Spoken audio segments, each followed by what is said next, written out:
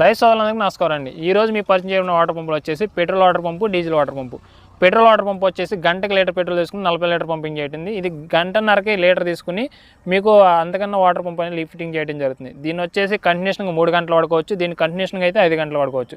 ఏ రైతుకి ఎంత వర్క్ ఉందో దాన్ని బట్టి పెట్రోలా డీజిల్ అన్నది ఆధారపడి తీసుకోవచ్చు అండి. మనం దీన్ని కంటిన్యూషన్గా 3 గంటలు ఆడించుకుని ఒక అరగంట గ్యాప్ ఇవ్వాలండి. దీన్ని కంటిన్యూషన్గా 5 గంటలు ఆడించుకుని ఒక అరగంట గ్యాప్ ఇస్తే కనుక మనకి ఇంజిన్ లైఫ్లో అనేది బాగుంటుందండి. వీటి యొక్క మెయింటెనెన్స్ వచ్చేసి చాలా ఈజీగా ఉంటుందండి. ఒక ఇంజిన్ మార్చుకోవడం మట్టికి ఈ యొక్క పనితనం అనేది మాత్రం గంటకి లీటర్ పెట్రోల్ తీసుకుని 40 లీటర్ పంపింగ్ చేయడం జరుగుతుంది. ఇది వచ్చేసి గంటకి 30 లీటర్ తీసుకుని 40 లీటర్ పంపింగ్ చేయడం జరుగుతుంది. మనకు ఒకవేళ ఎక్కువ వర్క్ ఉందనుకున్న రైతు కనుక ఎక్కువ పొలం ఉంది, ఎక్కువ వర్క్ చేయాలనుకున్నప్పుడు డీజిల్కి తీసుకుంటామండి. ఒకవేళ తక్కువ వర్క్ ఉంది అనుకున్నప్పుడు పెట్రోల్ తీసుకుంటామండి. దీని ధర వచ్చేసి 10,500 అండి. దీని ధర వచ్చేసి 19,000 అండి.